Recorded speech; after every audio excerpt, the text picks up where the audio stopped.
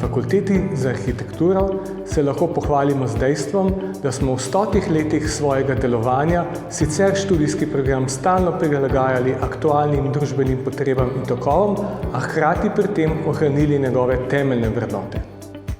Študij temelji na individualnem pristopu. Naši študenti nikoli niso zgolj številke. Vsak dan se profesorji in asistenti srečujejo in izmenjujejo znanja in izkušnje. Zato učenje temelji na projektnem delu.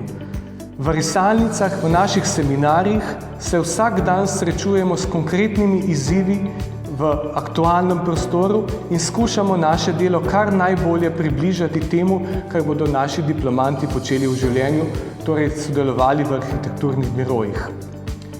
Ponujamo veliko možnosti za neformalno učenje, bodisi delavnice, na katerih se srečujejo z uporabo realnih materialov, bodisi gostujoči seminarji, kamor prihajajo strokovnjaki iz gospodarstva in lokalnih skupnosti, ter seveda še posebej ponosni smo na ekskurzije, kamor naše študente peljemo vsako leto, bodisi v Slovenijo, bodisi v svet.